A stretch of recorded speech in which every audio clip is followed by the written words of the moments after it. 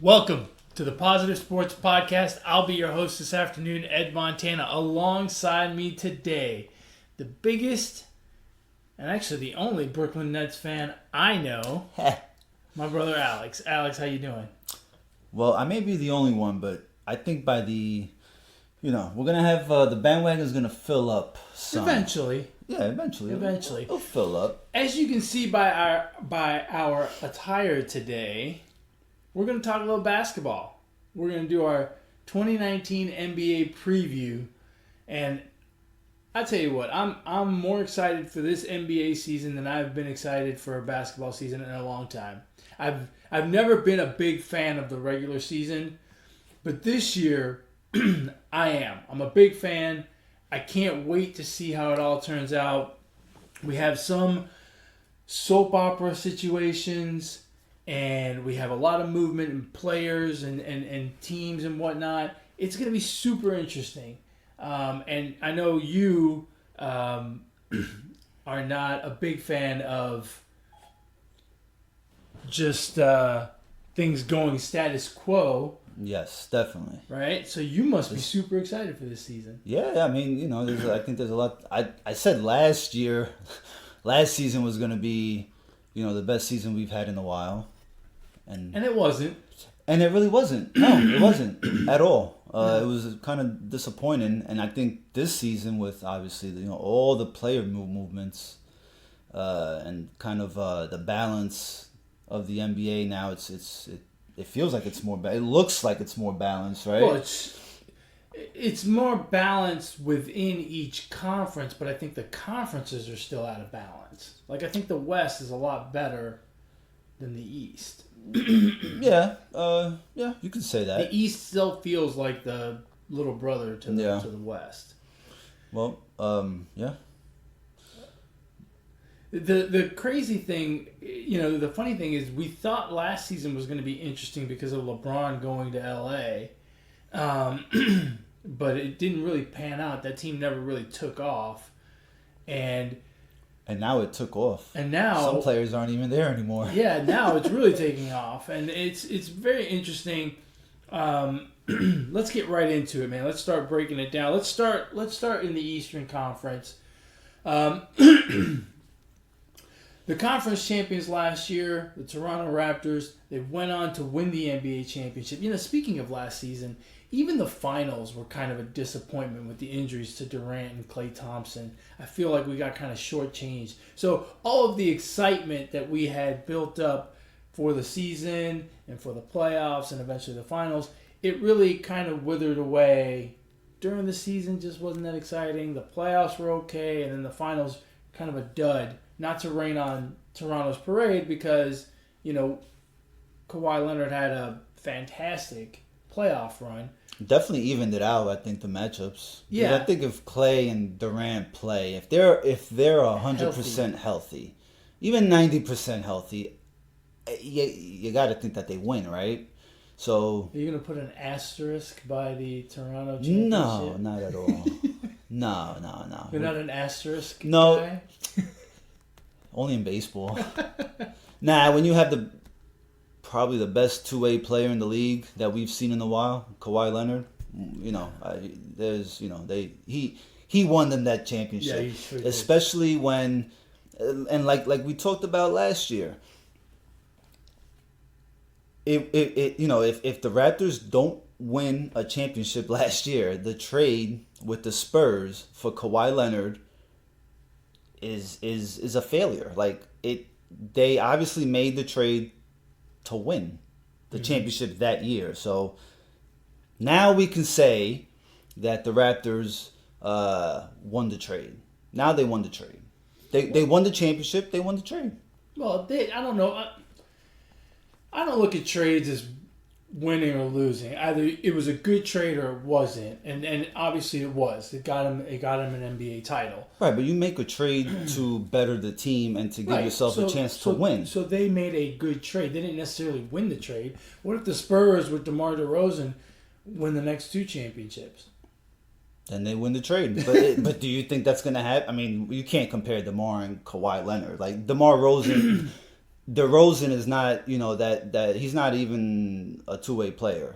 He's on nowhere near the level of Kawhi Leonard. So right, but if he ends up being the piece that really elevates San Antonio, well, they win 2 championships. Do they win the trade and Toronto loses the trade? That's why I say I don't look at it as winning and losing.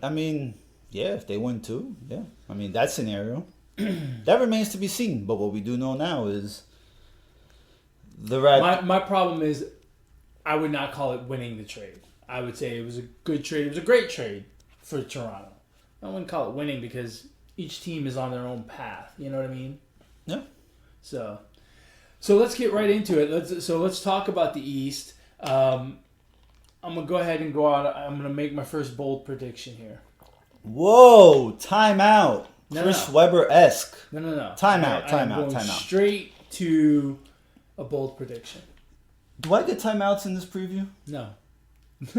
Why? Because Chris Webber didn't have any? That's right. You're going to give me a technical if I call a timeout? What the fuck? For the people That's not fair. For the people that are not watching this on YouTube, I'm wearing a basketball jersey. I'm not a big basketball fan. I don't have very many basketball jerseys. In fact, I have one, and it happens to be an old one. It's a Warriors Chris Webber jersey. That's a classic. That Warriors jersey. That's a classic jersey. I mean, yes, it's a classic. I mean, I think you're now you've gone the other way. You are completely up to date in your jersey game because you're wearing, for our non-YouTube watchers. That's right. You are wearing a Brooklyn Nets Kyrie Irving. That's right, man. I got a rep, man. Got a rep. And you think the Earth is flat? I mean, the ground I walk on is flat as a board. Flat as a board. So my first bold prediction: the Toronto Raptors will not win the Eastern Conference. Get out of here. Yeah, I'm crazy like that. Why the disrespect, man? I think they got lucky winning that championship last year. Oh man! Look, it's obvious, right? The biggest piece of that championship is no longer with them. They did not replace it with a similarly impressive big piece, so they are not going to win the NBA, the Eastern Conference. Yeah, it's. I wonder if they'll even make the playoffs. Yes, I think they'll make the playoffs. It's just that the East is a little more crammed up. I think it's a little, they've kind of fallen back in the pack a little bit. Yeah. The East feels to me, it feels pretty much like a 2-horse race. I mean, I know that seems kind of crazy to talk about in this year of parity, but that's another bold statement there. Yeah, look. The Bucks are pretty darn good. And the thing with the Bucks is, as good as they were last year, they won 60 games last year. I still think they're a team on the rise. I think Giannis is going to get better.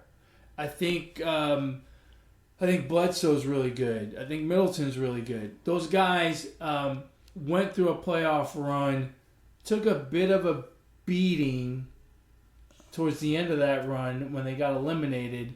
And so, I think there's a growth and maturity. So are they going to win more than 60 games? I don't know. I don't know that I'd make that prediction. I think 60 is about the right number. But I do think there's a maturation process that's gone on over the last couple of years where they're going to be a better basketball team. I think they're going to be better prepared for the wars of the playoffs, and maybe they will actually be the team that comes out of the East. What do you think? I mean, Bledsoe's starting he's injured. And yes, they have Middleton and the Freak, but they lost a couple shooters on that team. And I'm looking at their depth chart, and I mean, it doesn't. George Hill, Wesley Matthews, Brook Lopez, part of their starting line. I mean, it doesn't scream fear right. to me. And as good as the Freak is, I don't like calling him the Freak. That sounds kind of freaky. We'll call him Giannis. Giannis. Yeah, you notice I never go to that last. Yeah. No, stay away from it. I feel teams are gonna be focusing on him, and it's gonna be a lot easier to defend the Bucks. It's gonna be, let's try to do everything we can to stop, if you can, Giannis, and just let everybody else beat you. They're gonna have some issues. They'll be a top 3 team in the East, but I don't see them going very far. Here's the true test of whether they're going to mature and really come forward. If Giannis can develop an outside shot, the East is in a whole heap of trouble. Because right now, his game is to the basket. If he can develop an outside shot and bring that defense out a little bit, it will open up the game for him, and it will open up the game for his teammates. And if it spaces out the floor for his teammates, look out. Look out. Now, you are right in one thing. They have no depth. And that's going to be a problem. It's going to be a problem in terms of managing minutes for those guys. How banged up and tired do they get to the playoffs? And it's gonna cost them games, I think. So it's a balancing act, I think, for the Bucks to figure out how much do I use my bench and let some games go during the regular season, and how much do I keep my starters out there who are really good and run the risk of burning them out for the playoffs. Yeah. That's a tough balancing act for any coach. They have his brothers on that team? I didn't know that. Who? Giannis. Oh, yeah. Greek Freak Jr.? Thanasis. Antetokounmpo. I can't say that. The other team in the East that I really like is the Sixers. The problem with the Sixers is the Sixers are one injured big toe away from being a very mediocre team.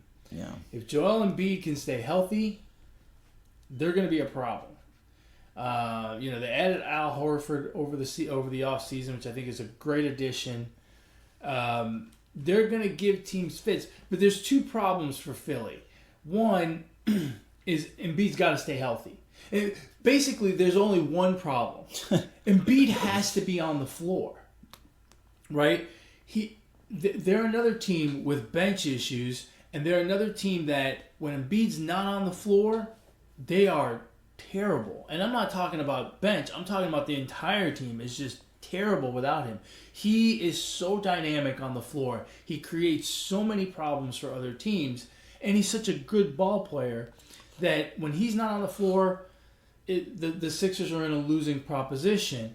And so the bench is an issue when he's not on the floor, and you got to make sure he stays healthy. If he doesn't stay healthy, they don't have a chance. The interesting piece of the Sixers is what kind of development will we see in Ben Simmons' game? Yeah. Yeah. I mostly agree with Embiid needs to stay healthy, but I don't believe he needs to be on the floor for them to compete and win some ball games. Obviously, Al Horford, was brought in to move into that center position when he goes out. They got some big men on this team that can fill in. The difference will be Ben Simmons. I expect him to really elevate his game to the point where, we're going to see him be even more aggressive than what he already is. And obviously he's been working on his shot, and that all remains to be seen. It's a lot different when you're putting up a highlight video or in preseason. Let's see now how when Embiid is not available for inside the 2 minutes of the fourth quarter and they need a big shot. Who's gonna take that big shot? Other than maybe Tobias Harris, they don't have Jimmy Butler anymore. Jimmy Butler could have been that guy. What about when they start double teaming Harris and Simmons needs to make that clutch shot clutch pull up if they're taking away the lane or whatever. How is that gonna work out for them?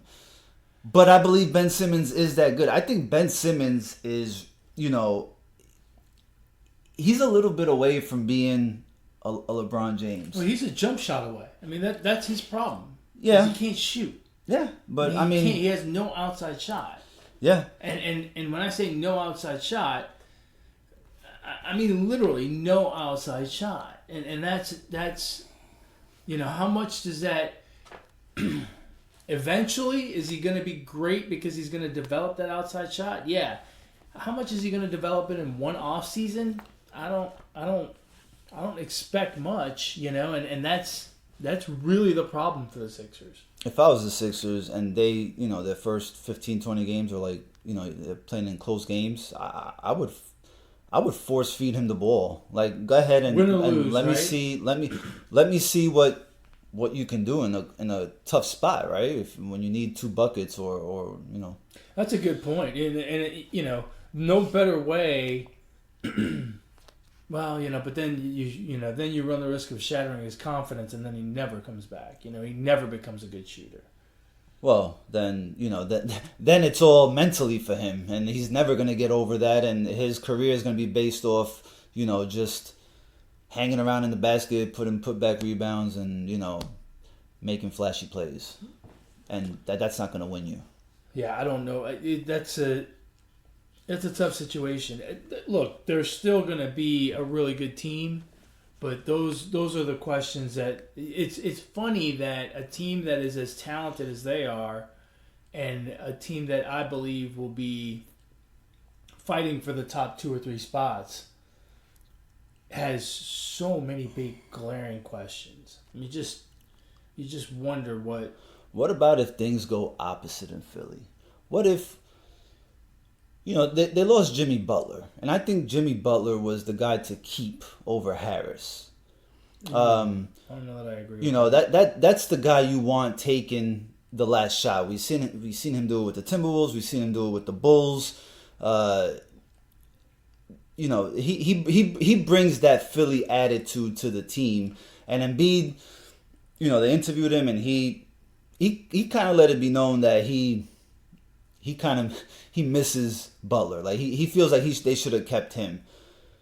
If things go south at any point for the 76ers, do you consider trading one of them, Simmons or Embiid? I would consider trading Simmons.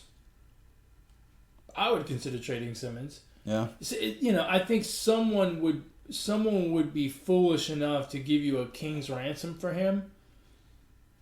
And I think I would listen. If I was the Sixers, and I'm not talking about right now, I'm not talking about, you know, 2 months from now when the season starts off shaky. I'm talking at all times I would listen to Ben Simmons' offers.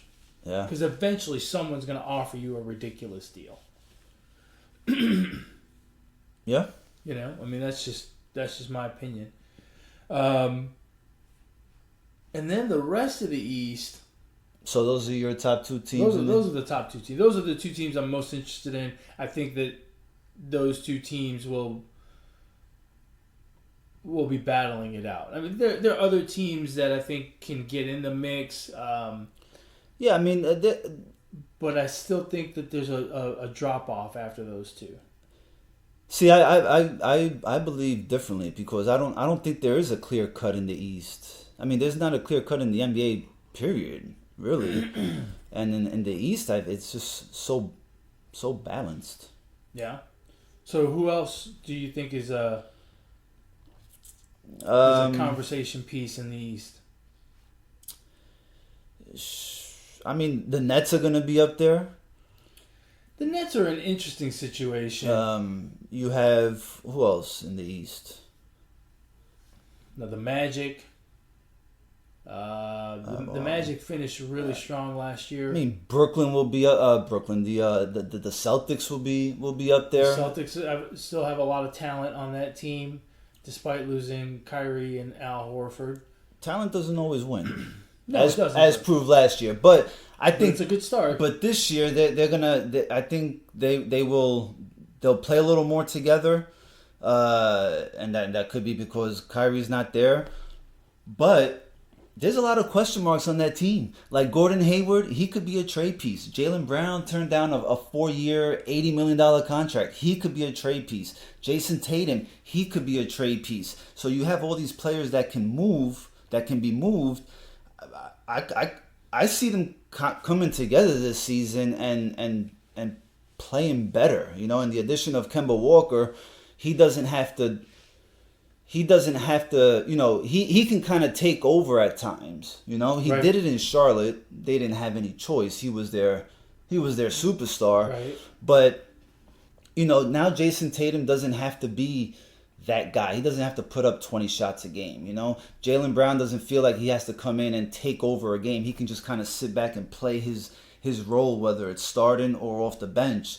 And that's the kind of pressure that I think Walker will take off the rest of the guys and Brad Stevens. Brad Stevens won't have that, you know, that dilemma of making a decision, of drawing up plays for a bunch of guys. I think Kemba Walker will take that away from Stevens. I think the Celtics are a good team in that what I call kind of the second tier of the East, and I've got damn near everybody in that second tier. Like I said, in my opinion, I think the Bucks and the Sixers are tier 1, and then if you look at kind of a tier 2. I've got a whole bunch of teams in there, and probably the best one of the bunch in there is the Celtics because of all the talent. I still think Brad Stevens is a great coach, and I think that with Kyrie gone, I think he can do what he wants to do, and I think this team will gel under him. Remember, he took that team pretty far without Kyrie the year before. Right. And when Kyrie came back last year, it just kind of didn't mesh. And we said this all year last year where we were waiting for the Celtics to really kind of come together and really take over. And it never happened. And I think it was just a not a good relationship between Brad Stevens and Kyrie Irving. He's gone. Brad Stevens can go back to coaching this team kind of in peace, so to speak. And they do have a lot of talent with Brown, Tatum, Kemba Walker. You know, they have a deep bench. I think they're going to be pretty darn good as well in that Eastern Conference mix. Just a step below, in my opinion, the Sixers and the Bucks. The other team I really like is the Orlando Magic. You know, they kind of flew under the radar last year, and certainly, you know, they actually won the Southeast Division, but they're only 42-40, so it's, you know, barely 500. But they're a young team, and they finished really strong last year. You know, they've got DJ Augustin, who is a stellar point guard. You know, they've got some pieces to work with. Defensively, they're very good. I think that they will take a step forward this year. I think kind of the evening out of talent in the East will help them, because then they can kind of move up a little bit just by being there, so to speak. I'm looking forward to seeing Markelle Fultz. See how he's turned around his not only his game but his mentality, and, you know, issues that he had playing or getting prepared for a game. I mean, injuries, right? Yeah. So I think that would be interesting. And yeah, I mean, they have a team that could potentially, you know, compete, maybe do a little better than they did last year. But, you know, I don't know what their expectations are, if it's to win a championship or just to make it to the second round. But I mean, it's going to be tough coming out of the first round for them, and, you know. Well, you know, making it to the second round would be a step forward for them. Yeah. Which is good. You know, you want to see that progression. Certainly more than 42 wins. You don't want to have to wait until the very last 2 or 3 games of the season to make the playoffs like they did last year. I expect them to do better. I expect them to be closer to that 50-win mark. I don't know that they'll quite get there, but 48 wins, I can see that. And 48 wins in the East, they'll put you probably 4 seed, which gives you home court. It gives you a good opportunity to win that first round matchup, and then roll the dice in the second round. Yeah, I mean the way the East is, 42. What they went 42-40. Yeah, I mean, and that gave them the 7 seed. And that gave them the 7 seed. So because 41 and 41 got you into the playoffs. Yeah, so with the East being a little more balanced or not as top heavy as it was last year. 42-40 might if they go 42-40 again, then they may move up to like the 5th seed maybe. I mean, it won't. Yeah, it's not far fetched. I think. Yeah, no, it's not. It's. I mean, the Nets went 42-40. Yeah, they were the 6th seed. So. Speaking of the Nets, what's your expectation for them? Obviously, they've made the big splash in terms of names. Right. But those names come with. One comes with some baggage, right? Kyrie Irving.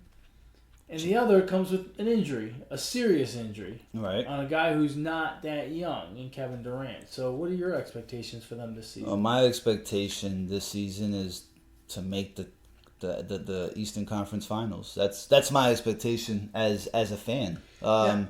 What's the latest on Kevin Durant? Is he going to be back this year? No one has said. I think they're leaving it up in the air. What I believe is. He's going to play the last month of basketball, I think. Like, somewhere around March, I believe he'll come back. Right. I mean, especially if they have a chance to, move up to that 3 seed or, lock up, move into the top 4 where they can get a, first round home court advantage. I mean, he'll play, So, you think the addition of Kyrie Irving takes them from a 6th seed to the Eastern Conference Finals? Yeah, I mean, the baggage that he comes with is hitting a Game 7, game-winning 3-point shot. It comes with extremely talented. It comes with experience. It comes with him wanting to play at home, which I think players cherish that if they have an opportunity to play in front of the home crowd and for a franchise that he's followed, grew up watching. I mean, I think the culture in Brooklyn within the Nets has changed immensely, and it's they have the perfect coach to keep that balance in the locker room. Who's their coach again? Kenny Atkinson. Oh, that's right.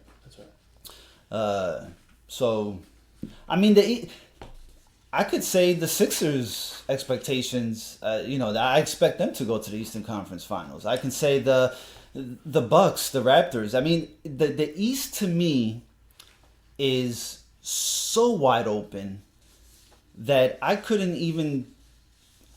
There's no tier. It's just literally a Royal Rumble.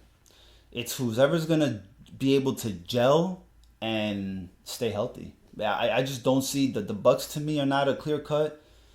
The Raptors are not a clear cut. The 76ers, the Raptors, yeah, clearly not. I just don't, So yeah, I believe that Brooklyn has the opportunity to take it to the next level. So realistically, how many teams do you think, or what teams do you think, can make it to the Eastern Conference Finals?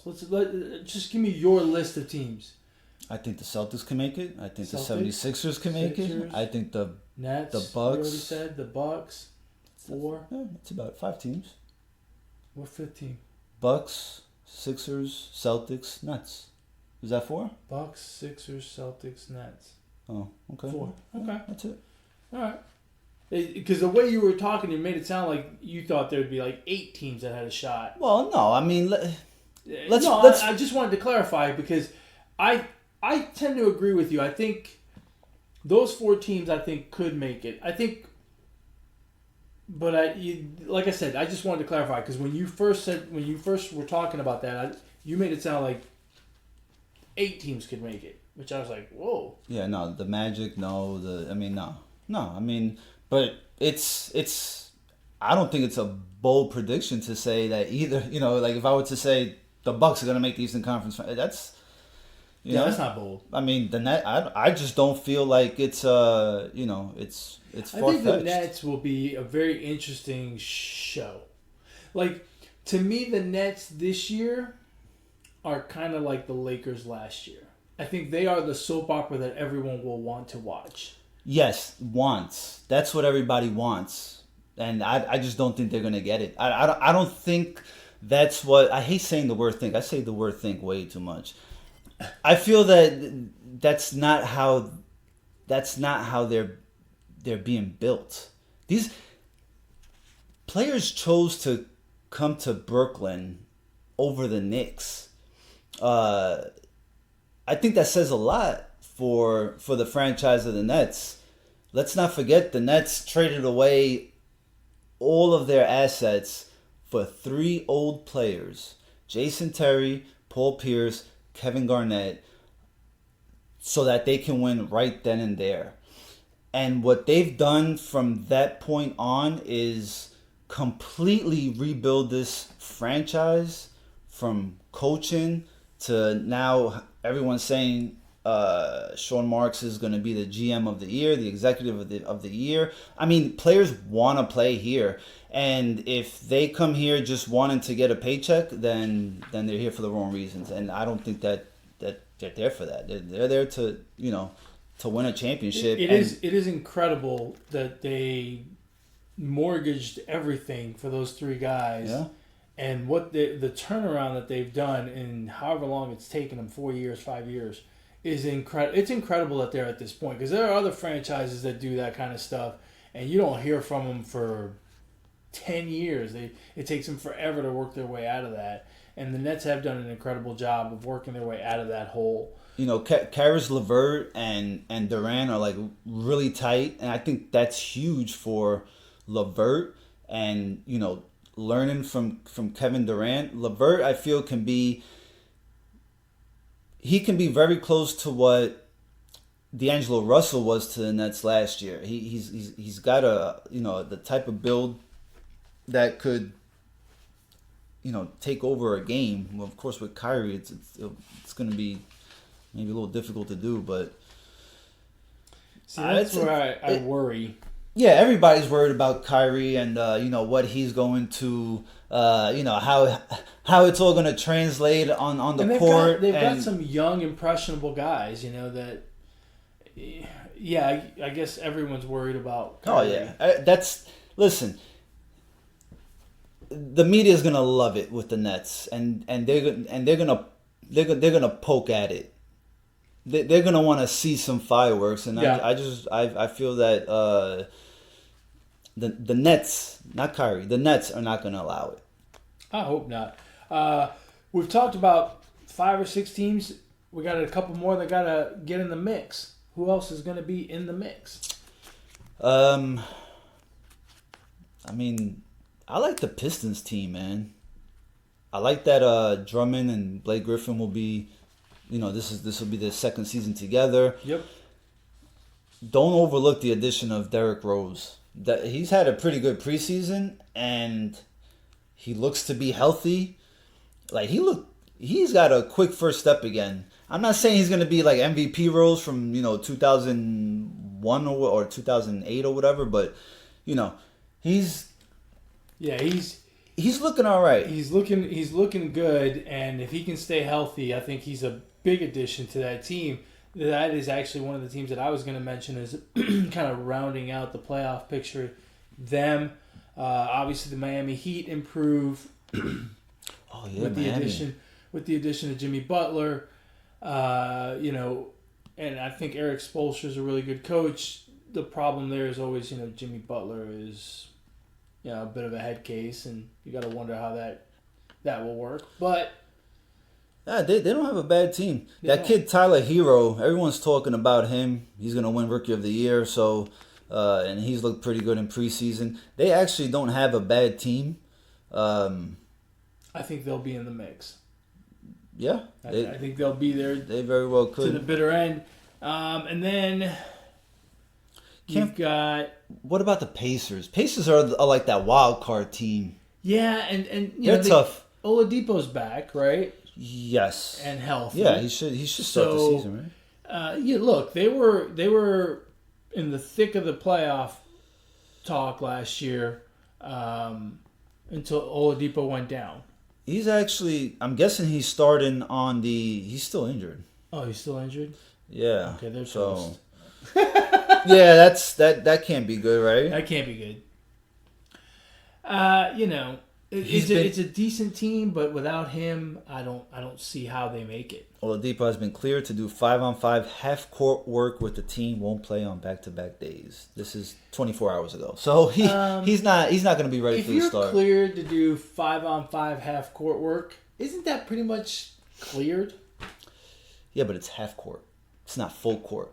By the way, who the hell could 5-on-5 half court? I mean, I grew up playing 3-on-3, 2-on-2 half court, 5-on-5. Well, but think about it. If it's not in a regular game, if it's not a fast break, it's 5-on-5 half court. Yeah, well, he needs to play on the other side too. He needs to play the full court of basketball. Yeah, well, that's not good for them if they kind of like lacrosse, where they just run the half court and then get off, and someone else comes on to play. Yeah, maybe they could do that with Oladipo. Have substitutions on the fly. Maybe like hockey. That would be so cool if they did that in basketball. That would. But it would be a nightmare for the referees. Oh yeah, 6 men on the court. Maybe Oladipo can, well, the start the conversation. Yeah, maybe. I mean, the Packers got away with 13 men on the field this past week, so Is that 2 penalties or 1? No, it's just 1. It's just 5 yards. It's not 10 yards. Right. 5 yards for every extra player. God. Yeah, the Pacers. They're going to be struggling to get into the playoffs. If he's not playing, I mean, you know what team? It's kind of scary without him. You know what team's going to sneak in there is going to be the Bulls. I can't remember the coach's name, but the Bulls are decent. But the Bulls, there was a lot of talk last year when this new coach came in, and he wanted to run them to the ground, and the players were being rebels. They didn't want to practice. They didn't want to practice after back-to-back days or whatever the case was. The coach is still here. The players are still here. Zach LaVine was great last year for them. They don't have a lot of stars, but they got a lot of pieces that could fit in well, and I believe they will, because the franchise and their star player Zach LaVine didn't ask for a trade. I think he's bought into what the coach is trying to inject into this team. And once you got your star player buying in, then LaVine looks the type to bring everybody together. So the Bulls will sneak in there somehow. I'm gonna go ahead and respectfully disagree. I think the Bulls are a mess waiting to happen. When you have players that are refusing to practice, it's only a matter of time before that shit blows up completely. Zach LaVine buying in or not. I don't have high expectations for the Bulls because of that situation. I just don't think it's gonna work. Yeah. Call me a pessimist, but what else do we have in the East? You got Washington, Atlanta, the Cavs, the Knicks. What do the Cavs do with Kevin Love? Think they trade him? What are they going to get for him?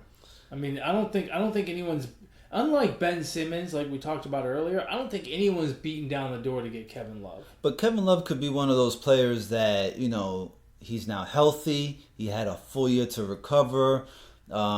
He could make himself valuable to the Cavs and to other teams interested. I mean, let's say Danny Green goes out for the Lakers and LeBron comes calling the Cavs and he needs that spot-up shooter. and Kevin Love is proven to be healthy and playing well, he could be, the Cavs could get some value back for him. God knows the Cavs aren't going to do much else this year, so that's not Colin Sexton is he can be a pretty good player. I mean, they got some pieces. Yeah, they got some decent players, but they're still, in my opinion, they're still the bottom feeders of the league. Yeah. Of the East, along with the Knicks.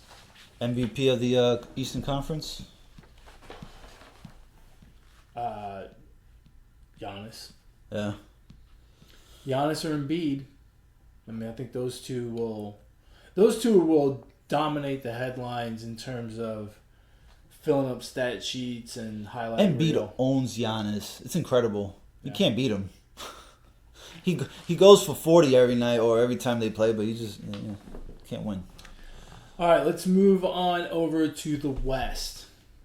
I'm going to let you talk about the West because with all the moving pieces in the West, I'm confused as fuck. Like, I will make one bold prediction. Steph Curry is going to go off in the beginning of the season. I don't think he's going to have a choice, and I think he is going to blow up.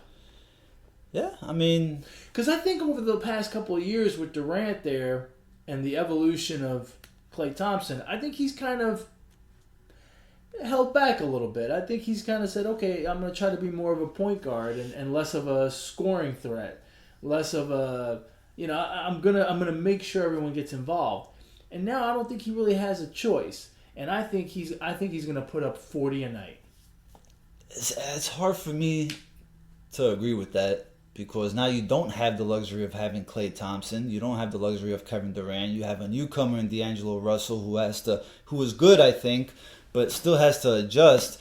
And so teams will, lock in on him. Lock in on Curry, and Curry has a tendency of missing a few games here and there with ankle injuries and knee injuries, and he's played 4 or 5 straight finals.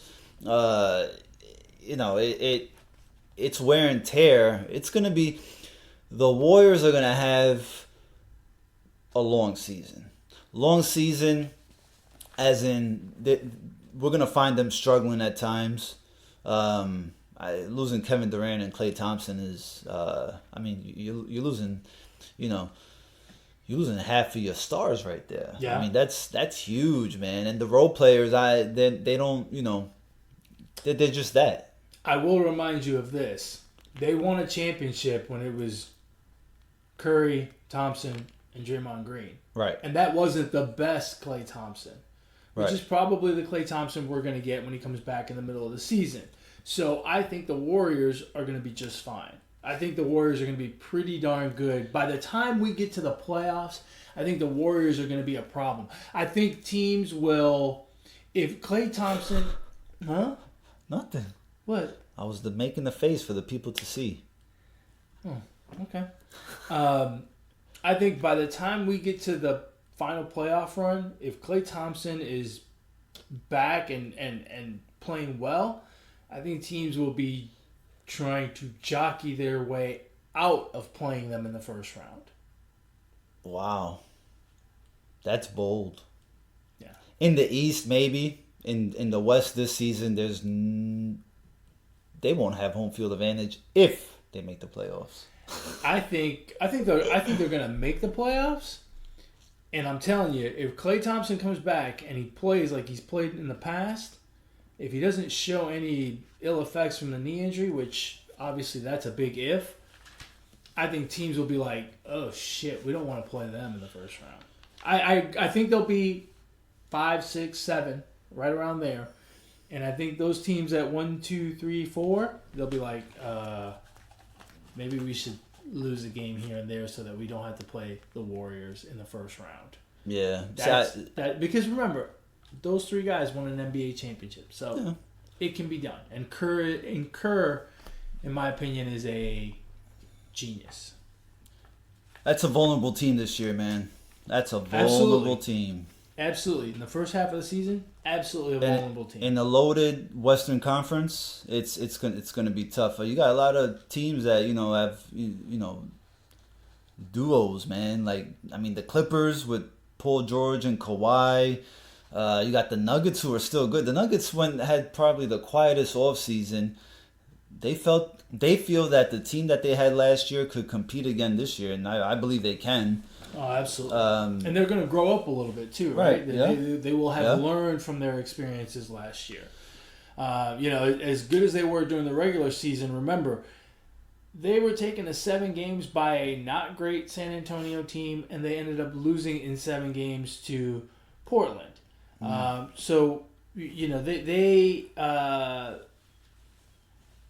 They hopefully learned some lessons from their playoff run last year and can be even better this year. I think in a way they're going to be like the Bucks are in the East, where they may not win more games than they did last year. Last year they won 54 games. They may not win more games, but they're going to be more mature and I think more prepared for a playoff run. Yeah. Who else? The Rockets. Rockets are going to have issues, man. That team is getting slimmer by the day. Gerald Green now is out for the season. That's a big piece missing off the bench. If Russell Westbrook can't hit a mid-range jumper like he was struggling with last year, the Rockets are gonna struggle, man. I don't know. When they get to the playoffs, they're gonna have problems. And during the regular season, they should be alright. Harden's gonna be Harden. He's gonna shoot jumpers with no feet, right? 1 foot jumpers, whatever he's doing. In the playoffs, that team's not going to be ready. It's not built to win. The Lakers will beat that team in the playoffs. I think the Rockets are going to be great. Yeah, I think the Rockets. I think the Rockets are going to be must-watch TV. I'm sure most people think that. I love the reunion of Harden and Westbrook. Remember, this is a much different Harden now. This is an even better Harden than what Westbrook played with before. Can Harden be better than he was last year? No, but basically you swapped out the Rockets this year are the same team as last year except for one major change. They got rid of Chris Paul and brought in Russell Westbrook. To me, that's a huge plus.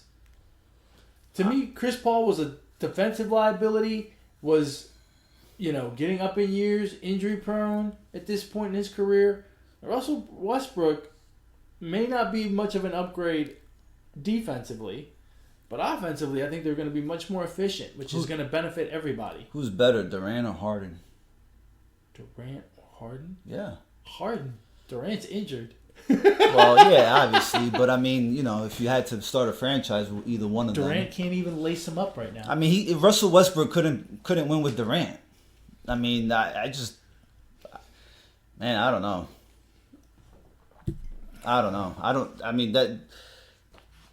You got PJ Tucker and Clint Capella. Tucker's old, man. As good as he is on defense, but he's old. Cephalosha. Yeah. From a depth perspective, they're okay, and so that makes me think the Rockets are going to be just fine. Yeah. I think the Rockets will do well this year. Yeah, they'll probably do well in the regular season. Who else you like out west? Everybody, man. I like everybody. I like the Kings. To win the West? Well, you didn't ask me to win the West. Let's see. Which games will have more celebrities? The Clippers games or the Lakers games? No, the Lakers games. The Lakers games still. They got LeBron. What do we expect from the Lakers this year? 37-45 last year. LeBron was hurt for a significant portion of the season. And obviously that added Anthony Davis. Yeah. What do we expect? What is your expectation for them this year? I expect them to be a top 3 seed team. LeBron is going to be LeBron. That extra time off, Probably did him some good. Helps him a little bit. Having a big man.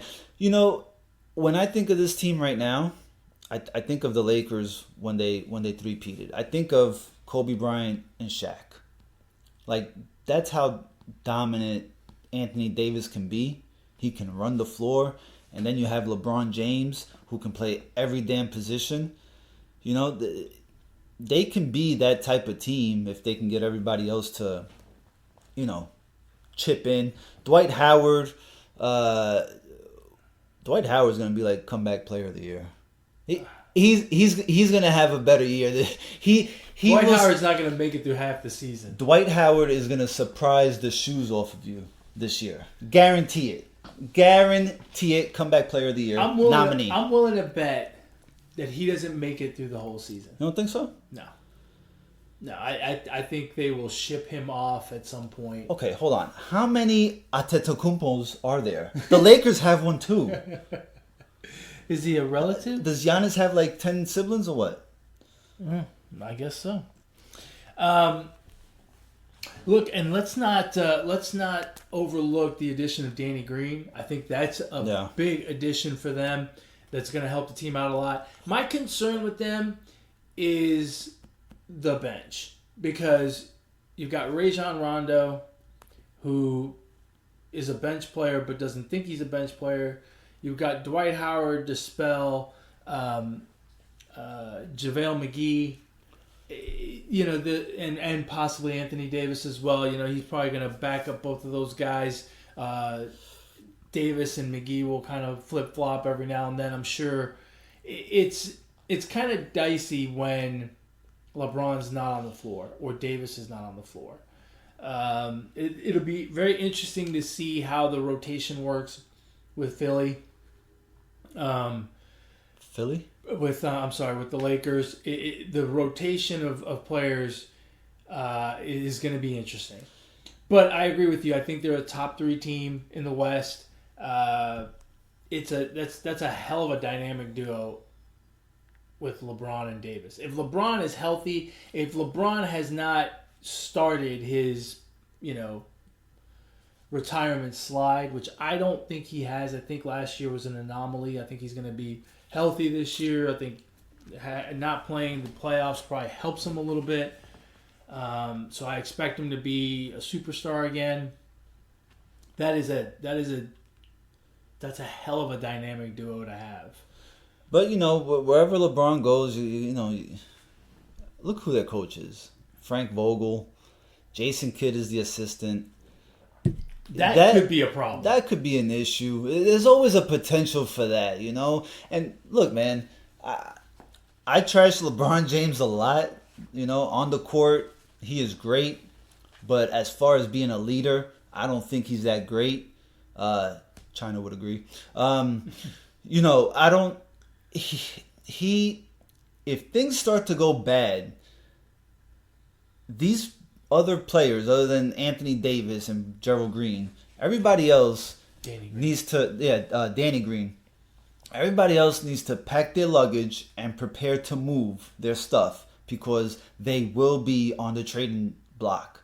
It happened in Cleveland, and it happened. It already happened last year, right? When the Lakers got rid of Ingram, Ball. I mean, it's gonna happen. There's a potential for that to happen. So it's dicey, man. That is the one big concern with the Lakers is there are a lot of landmines on the roster. There's a lot of landmines in the building, right?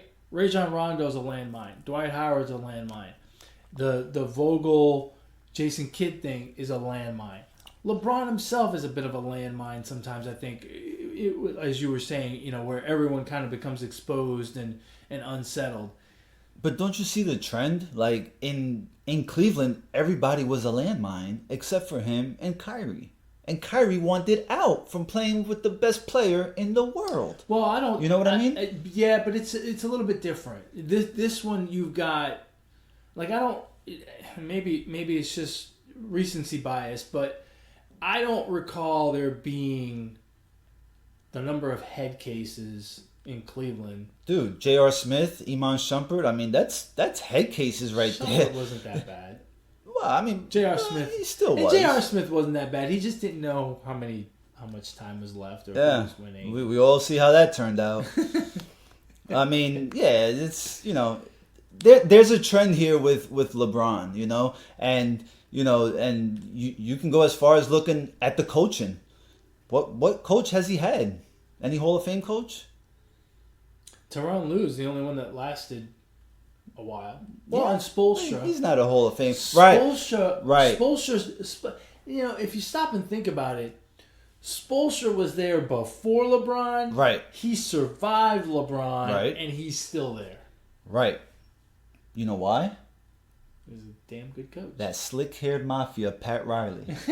I wouldn't put up with No, it. I'm serious. Yeah. And I think Spoelstra, follows that regime. And there's a reason LeBron didn't go back to Miami, because he wasn't gonna have all that power, And when talking about teams and teams that are associated with LeBron, there's a lot of background story that and maybe it's just the conspiracies in me. I don't know, but there's a lot of going on in the background that people don't see that I can't wait until the day that ESPN comes out with a 30 for 30. Yeah. Because it's going to happen. The LeBron Chronicles. There will be one I'm player. gonna trademark that. That's right. That's a great name, the LeBron Chronicles. No, it's going to be an ESPN 30 for 30. ESPN 30 for 30, the LeBron Chronicles. You're going to see a player come out and just air him out, and then ESPN's going to take advantage of it.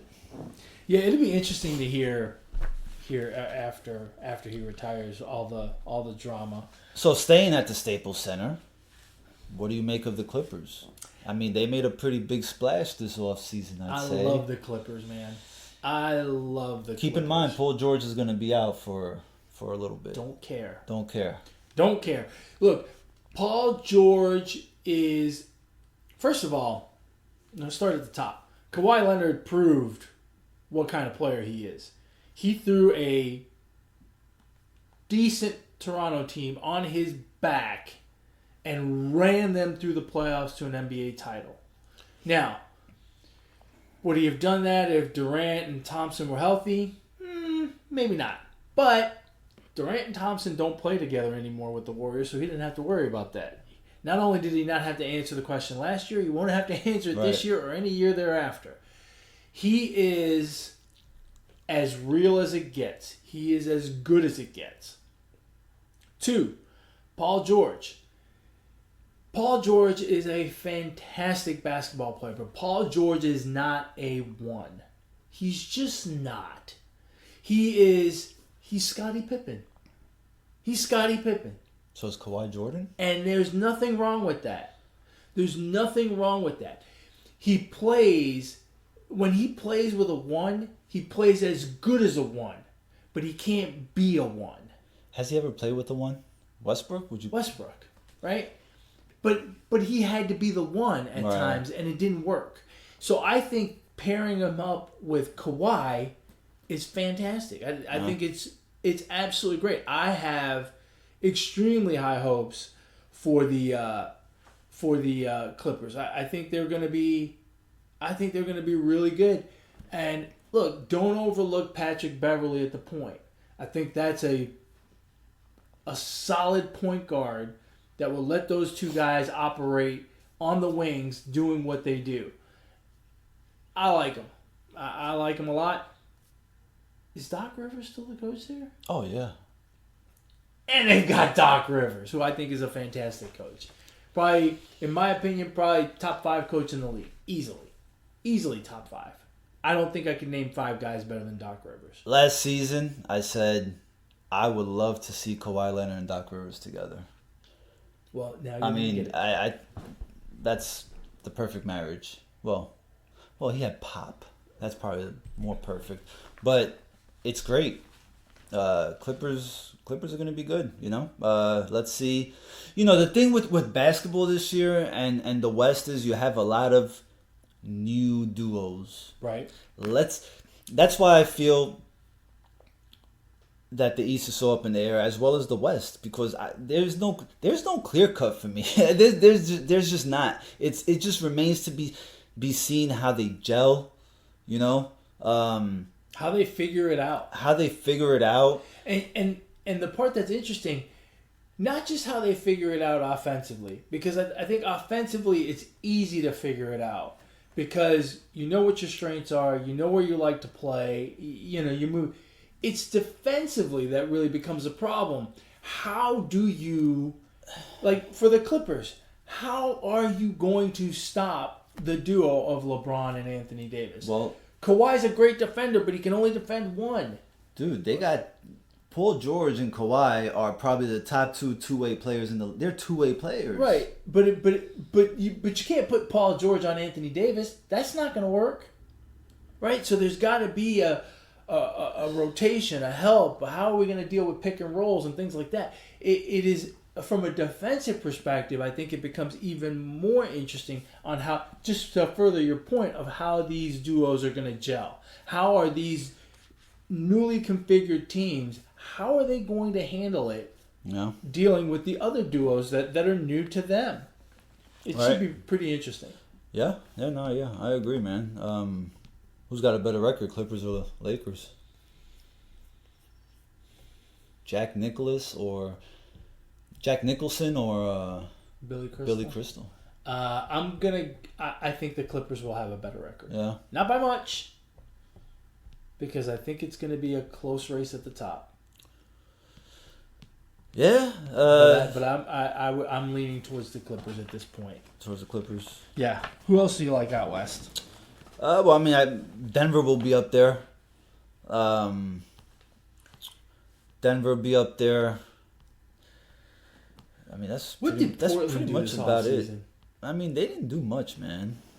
They have pretty much the same team. The biggest question is going to be Nurkic, how he comes back. Hassan Whiteside is not. That's not a good signing for them.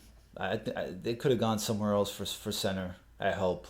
Zach Collins should probably start. I watched him in the playoffs a little bit last year. I mean, he looked all right. He's no Nurkic, but I think he'd be a better, piece to that starting lineup. Nurkic. When does he come back? I'm not sure when he comes back, but that could be a big boost for them. Yeah. Because you're right, Hassan Whiteside doesn't really do it for me either. But,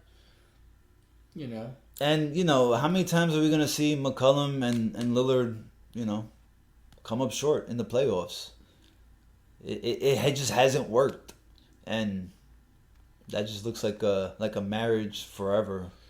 Does that look like DeMar DeRozan and... Yeah. And Kyle Lowry? Yeah, it does. It does, doesn't it? Which is a shame because they should have traded for Kawhi Leonard. I feel right.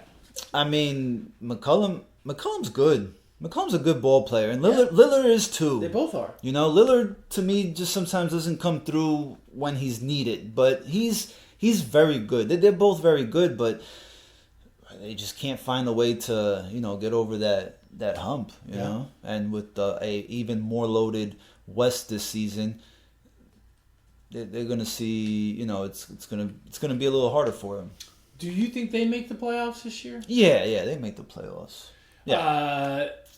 One team we haven't talked about that I'll be real curious is the Utah Jazz. They did not do much either, but Conley's a big pickup for them. Oh, that's right. And Bogdanovich, the dude that they got from the Bucks. Yeah. Their starting lineup looks okay. Mitchell, Rudy Gobert, the Defensive Player of the Year. Right. They could possibly sneak up into the top four. And when I say top four, I mean just like four, not like one. No. I feel like they are a team that will struggle a little bit in the beginning. Yeah. Until they figure it out in terms of how they're going to deal with these new duos. But I think as the season goes on, they're going to get better. And they're going to be a problem for other teams in the West. Remember, last year, a lot of teams were looking at them like, well, we don't want to play them in the first round of the playoffs. And I feel like they are... they're going to be the same way this year. Yeah. I feel like them and the Warriors, people are going to be like, we'd rather not play them in the first round. I can see that. I agree with because that. I think they're that kind of team. The Spurs have made the playoffs. Like 21 years in a row. 68,000 years in a row. Seriously, since '98, I think. Yeah, they've made the playoffs Since- 21 years, right? I think the number's 21. Yeah, it's a crazy number. Will they make the playoffs this year? Yes, they will. They will. They will. Somehow they're going to. What were they last year? They were a 7 seed last year, 48-34. Oh, it's better than I thought. Damn, 48 wins. That team does not look like a 48-win team. It's amazing what Pop is. Pop is probably the best coach in the NBA. I know Pop doesn't play the games, but I mean his whatever he says in the locker room. Now he has everybody buying in. Yeah, You know what I'm saying? Oh, yeah. He obviously has everybody buying Well, in. he's got a certain Bill Belichick quality to him, right? Like Yeah. it's my way or the highway, and that's fine if you don't like me. I'm gonna focus on winning basketball games. That's all I care about. Yeah, they'll sneak in there. They might be a 7 seed again, 8 seed.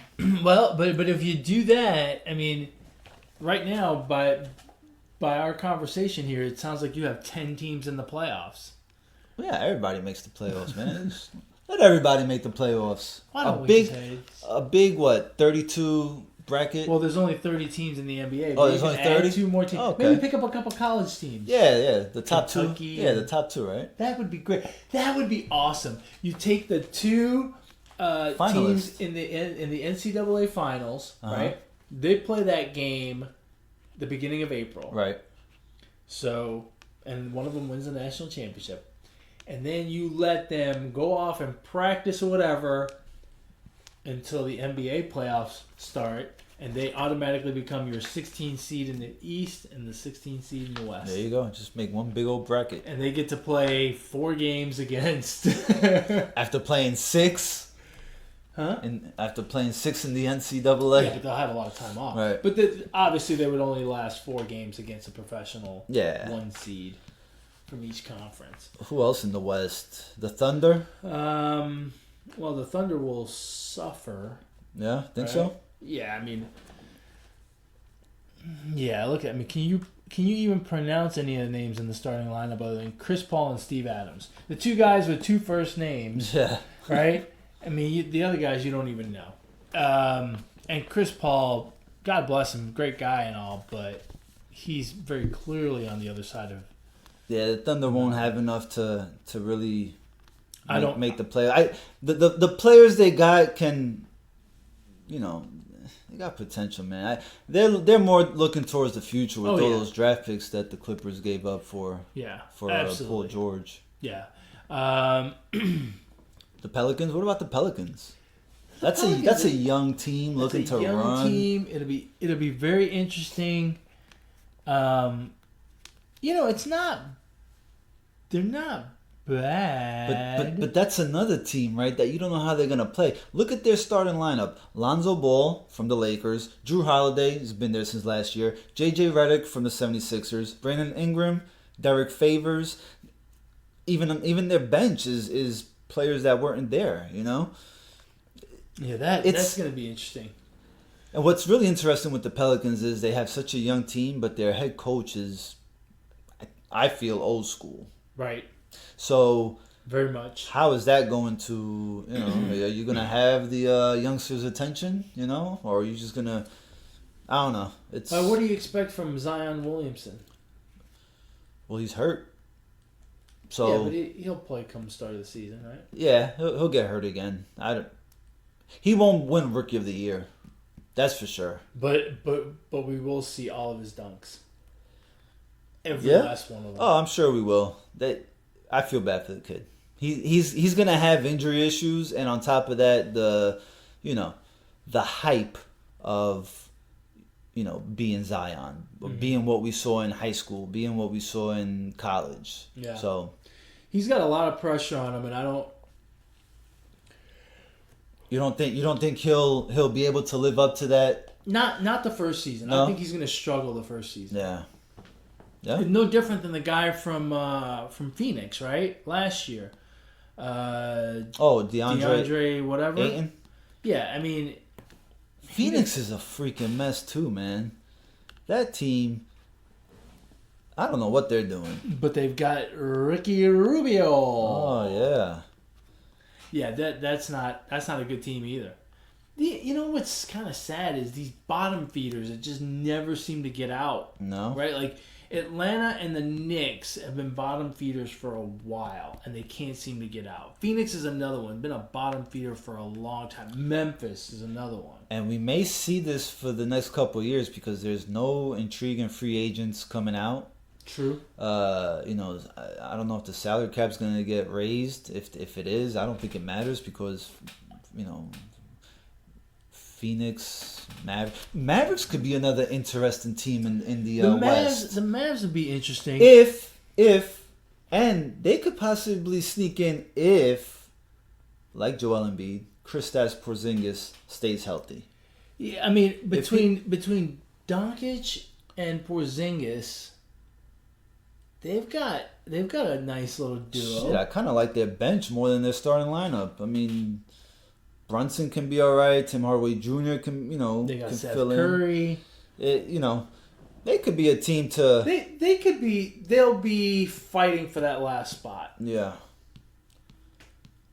Yeah, I can agree with that. Sounds good, man. What else you wanna? You want to play a little game? Sure. All right. 16 teams will make the playoffs. Right. You pick 8 teams and I pick 8 teams, and we have to adhere to the rules, right? As we pick them, it's a draft, right? Right. As we pick them, they come off the board. Obviously, you can't pick more than 8 Eastern Conference teams. Are we doing it conference by conference? No, we're doing it all together. All together. But once you've picked all of the once there have been 8 teams picked from the East, then you can't pick any more. You got to pick them from the West, or vice versa. Okay. You want to do that? Yeah. All right. I will let you go first. You got to write these down. It's going to be. So, I mean, are we starting with the obvious or? Well, I mean, if you want to go crazy and let me have all the obvious, then I'm going to win. Because what's going to happen is we're going to get 6 right. Right. It's those last 2 that are going to get really difficult. So, okay. Write down Ed and Alex. Okay. All right. And then by each team, make sure you put East or West so that we know when we run out of a particular conference. So, all right. You go first. All right. Well, I'll go Clippers. Are we seeding them overall? Or no. No. Okay. I'll go Bucks. Okay. Well, I'll go Bucks. No, you Oh, can't. I can't pick them again. That's right. Okay. I will go 76ers. I will go Nuggets. I'll go Nets. I mean, this should be easy, the first ones. There's nothing to think Yeah, it's about. when you get down towards the bottom. Yeah. I will go Lakers. What we should have done is we should have seeded them. That would have been better. Seeding them conference, We'll do that per afterwards. conference. I'll go Celtics. Oh, that's a good one.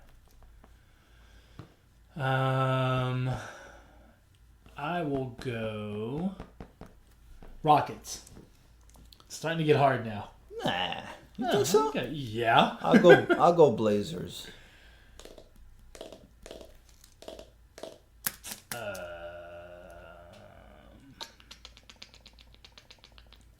I'll go Jazz. Damn it! I was gonna just pick them too. Well, hold on now. What happened? 1, 2, Oh, 3, 4, 5, 6. Okay.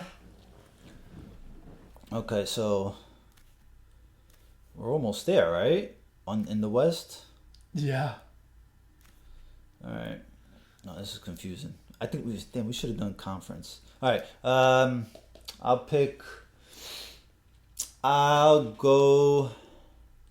gonna go Bulls. Now it's starting to get dicey. I'll go Bulls.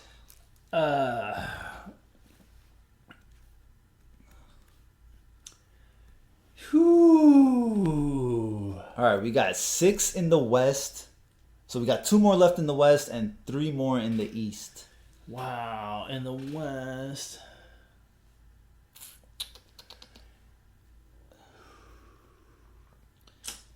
I'm going to go Magic. Magic. From the East. All right. We got 2 left in each one. Ooh, man, now it's hard. Let's see. Oh, shit. Oh, the Warriors. Oh, I didn't think you were going to pick them. Yeah. Well, I thought you were going to stay away from. See, I purposely did not pick did them. you? So you had a strategy. Yeah, because I thought the way he talked about the Warriors earlier, he doesn't think they're going to make the playoffs, and I'm going to pick them. I'm going to take them with my last pick. Good. Now you make an outlandish pick here. Shoot. Stump the Schwab. Remember that show? Stump Pistons. The Pistons. Man, I'm not confident at all down here towards the bottom. So what's this? 7? So you got to pick someone from the East or someone from the West. We only got one team left. Oh man. Everybody's not given, and we haven't talked about this team at all, and no one's given this team any chance. Like, they have no chance of making the playoffs. And I feel they're going to be better. But are they going to be good enough to make the playoffs? I think I know who you're talking about. In the East, they can absolutely make the playoffs. Okay. And it's not the Knicks. Okay. I'm going to say the Hawks. Did you know it was them? Yeah. Yeah. Yeah, I knew you wouldn't go Knicks. So I've got to pick from the West. Clippers, Nuggets, Lakers, Rockets, Jazz, Blazers, and Warriors. Damn. Well, I mean, I have one. Yeah, I've got one too.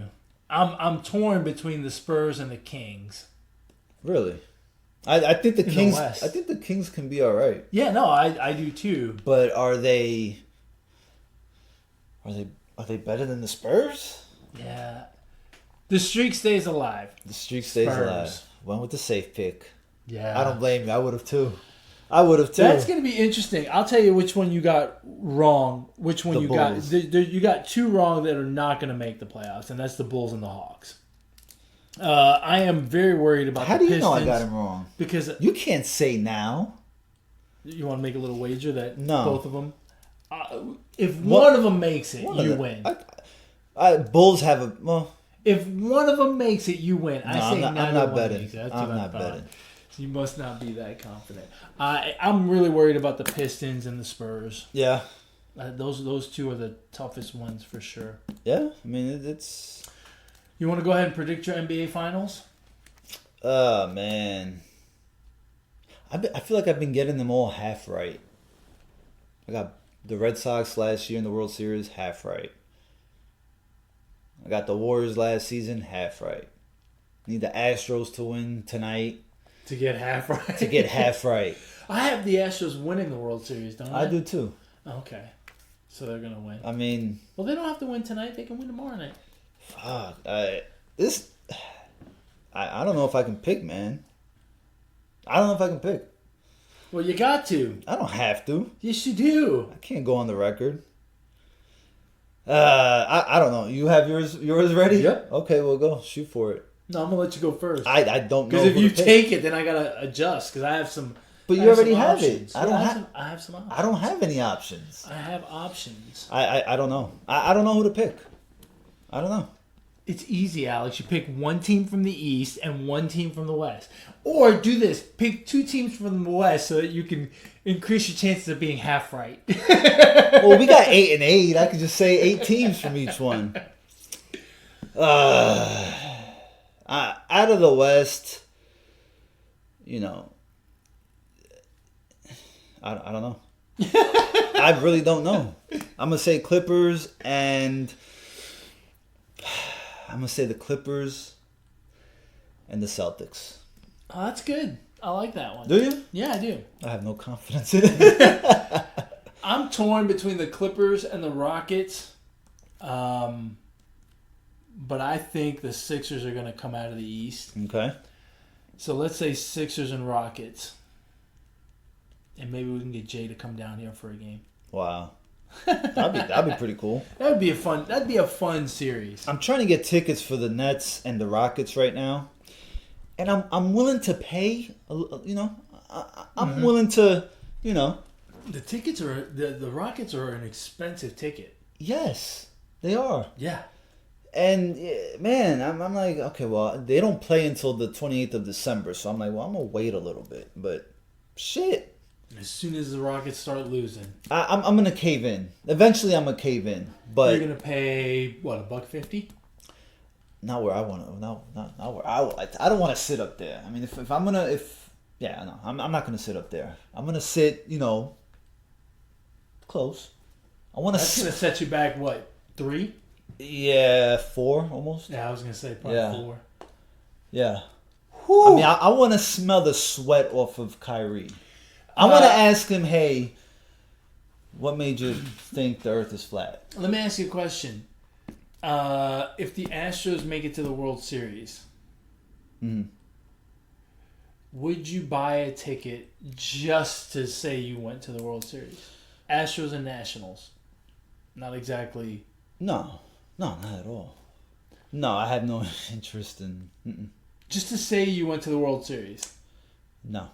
When I go to the World Series, I want it to be to watch my team, and I will definitely spend a pretty penny on that if I have to. Mets and Astros. Oh yeah. How much would you spend for a ticket to watch the Mets and the Astros? I hope my wife is not listening. But I would sell her car. Yeah, I mean, listen, man. I got you. I got an uncle. I got a mom and dad. A couple friends that I think I can count on.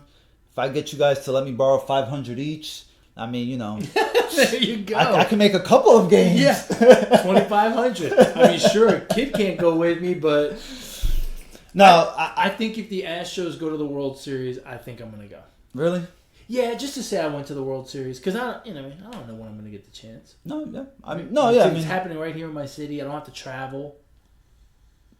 Yeah, but if I spend that type of money, I want it to be, I want to get something out of it at the end, and I don't know that the experience is worth it. Yeah, especially if it doesn't have that, it's not gonna have that same feel as if it was your team. You're just gonna be like, hey, yeah, I mean, I went to the World you Series. can frame the ticket and say you went to it.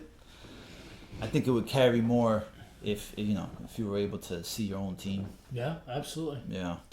All right, man. Well, that is a wrap. You got anything else for our NBA preview? That's anything else you want to talk about? Ready for NBA.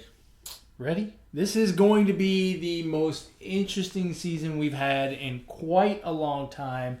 It's not the usual suspects at the top. It's the usual people at the top.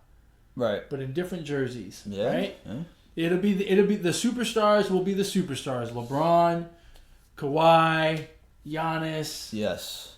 Yeah. But they're all on different teams. Kyrie Irving. But they're all on different teams. So we'll have different teams at the top. So it should make it very, very interesting. We'd love to hear your thoughts. If you want to reach out to the show, you can email the show, positivesports10@gmail.com. Positivesports10@gmail.com. If you want to get a hold of this guy and share your thoughts with him about the Nets and all the crazy stuff they're doing, you can do so via Twitter at Brooklyn Gaucho1. If you want to agree with me and tell me how great my Sixers-Rockets prediction is for the NBA Finals this year, you can reach me on Twitter as well, at eMontana21. With that, we've come to the end of our NBA preview episode, whatever. That'd be something if the Warriors in Brooklyn make the finals, right? Well, yeah, Think about all the storylines you have there. D'Angelo Russell, Kevin Durant. Yeah? We're wearing their jerseys. We're wearing the jerseys. I mean, fuck. We may just have predicted the finals and we didn't even know. That's right. I want to change my prediction. Warriors Nets in the NBA Finals. How freaking cool would that be? That would be pretty crazy. That would be and awesome. Ironic. I would love that. I would. Why not? I'd be rooting for the Warriors hard. Hell no. Well, of course not. You've got that jersey on. You'll be rooting for the Nets. That's right. Alrighty, folks. As always, thank you very much for your time and patronage. Patronage makes it sound like they pay, Yeah. which they don't. Anyway, But listen you to could. the show. Watch it on YouTube. Listen to it on Podbean, iTunes, Google Play, whatever podcast platform you choose. And as always, folks, ignore the negativity. Be the positivity. Peace.